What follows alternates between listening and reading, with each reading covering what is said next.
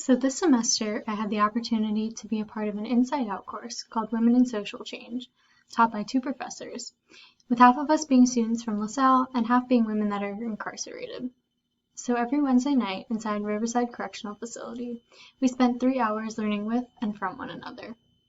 Something that surprised me was that when I would talk about what I was learning in this course with other people, in particular people who identify as Christian, I expected to be met with the same amount of empathy and frustration that I had for these women that are incarcerated and their situations. Instead of empathy, I was often met with indifference, condemnation, and often dismissal. As Christians, we like to think of ourselves as people doing good and making change in the world, but there are a lot of ways that Christianity can also be problematic, especially when it comes to incarceration. I came to realize that their viewpoints on incarceration had a lot to do with what they believe about Jesus and how that influences how they live out being Christian. So the first question I aimed to unpack was, how does Christology influence our theological anthropology in a way that supports, sanctifies, and upholds the growing rate of mass incarceration of women that disproportionately targets Black bodies? So here's what we know about women's incarceration.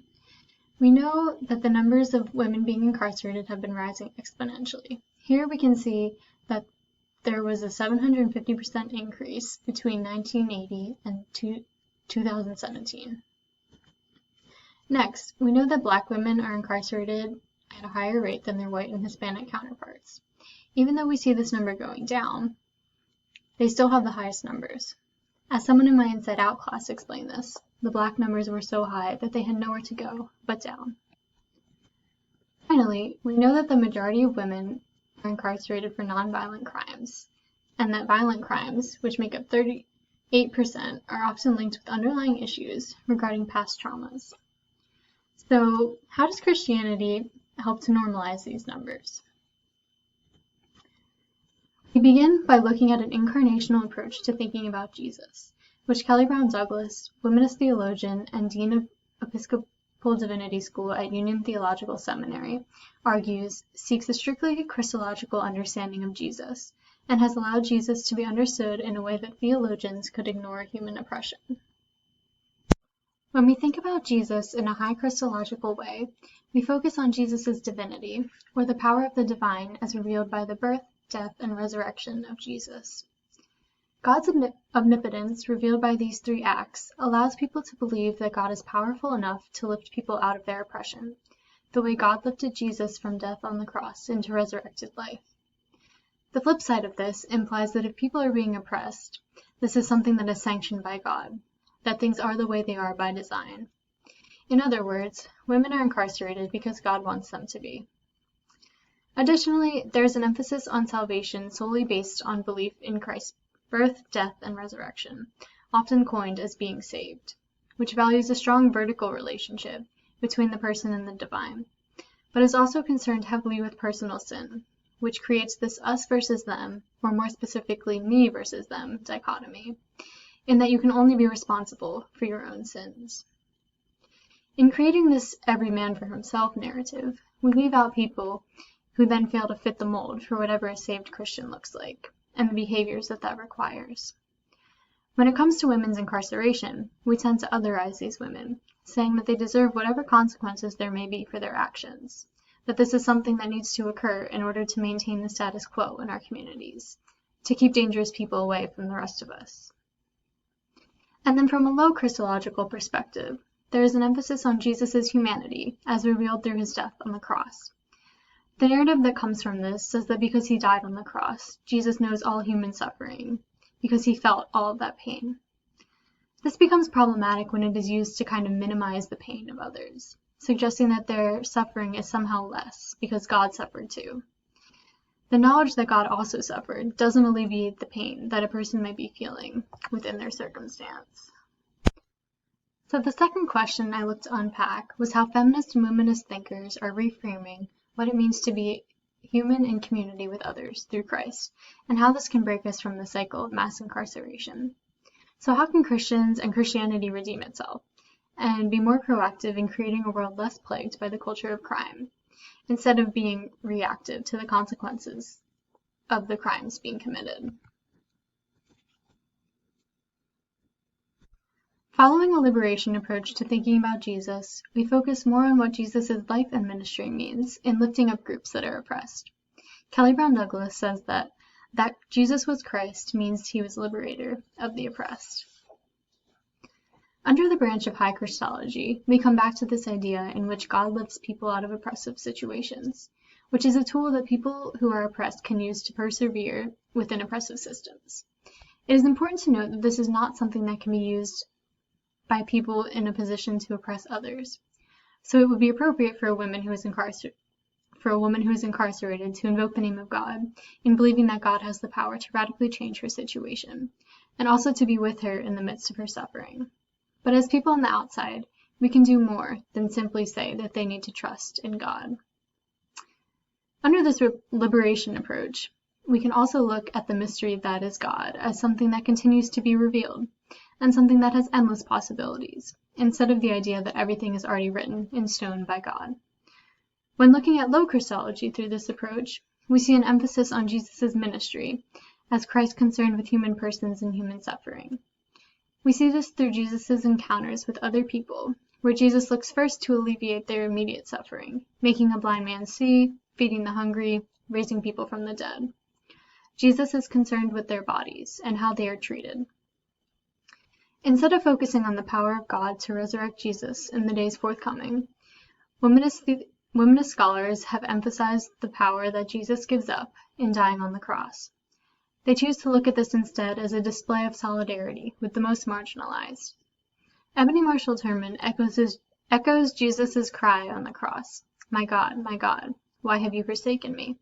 in the cry of a 14-year-old girl saying, "Call my mama," as she was thrown to the ground, as well as physically and verbally assaulted by police. Terman calls for us to see Christ's body hanging on the cross in the black girl being kicked around on the pavement, battered and bruised by what Terman calls the social and moral crucifixion of black girls in America. She begs an answer to the question, where are we when Christ is crucified in our midst? Answering these questions invites us to look at sin on a collective community level, instead of just focusing on what one person may or may not have done. It invites us to look into how we may be supporting the event or act in question, or maybe how we did nothing when we could and should have done something. This brings the focus to our shared humanity, and how a sin committed against God is also a sin against one's neighbor, and a sin against one's neighbor is so also a sin against God. We know that 1 in 3 women have experienced physical or sexual violence in their lifetimes, and that many of the crimes committed by women are linked with issues of past trauma, including self-defense and preventing an attack. Melissa Deichter notes that strategies that women use to cope with the effects of and survive in the face of violence and abuse includes behaviors that have been deemed criminal, such as fighting back, use of illegal drugs, and theft. This means that the blame for a crime committed cannot lay solely on the shoulders of the perpetrator. Instead, an evaluation of the underlying impetuses for the crime is required, which reveals a convoluted network of broken relationships within oneself, one's neighbor, one's community, and with God. In other words, a crime cannot be separated from the community, and the community cannot be separated from the world surrounding it. In her book, If These Walls Could Talk, Community Muralism and the Beauty of Justice, Maureen O'Connell lifts up ways that people across different communities are coming together to restore relationships that have been broken, which they do by creating community murals. The murals stand as reminders that there is an intrinsic link that runs between people in a community. O'Connell writes that they demand a collective commitment to forgiveness that focuses on repairing broken relationships on the social level and encourages the community to begin to take responsibility for the crime, rather than leave it in the hands of professionals in the legal and criminal justice systems. This physical demonstration of restorative justice requires the participation of more than just the perpetrator. It requires others to acknowledge their own sins in allowing this crime to happen. It demands a further call for disruptions of ideas and ways of life that further propagate cycles of mass incarceration. And Jesus' demonstration of solidarity in his death invites people into this narrative of hope. So what does all this mean for us as Christians? While the practicality of this leaves much to be discovered, and look different for different churches and different communities, It involves paying attention to 3 questions. The first is, where are the broken links within our community, and what can we do to form connections with these people or places? The second is, who is welcomed into our sacred spaces? Do we welcome broken people into our church communities the same way we do those who appear to have it all together? And the third is, does the community accept and embrace our church community? Because the church cannot fully live out its mission if it is not accepted by those around it.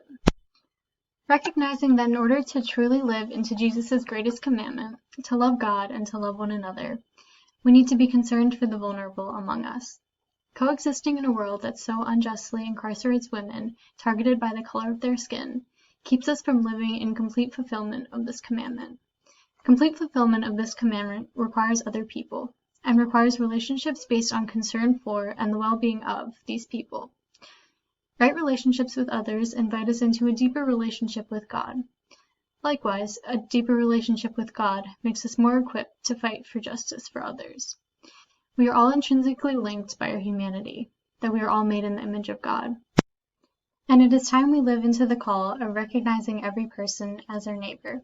For, in the words of Jesus, whatever you did for one of the least of these brothers and sisters of mine, you did for me.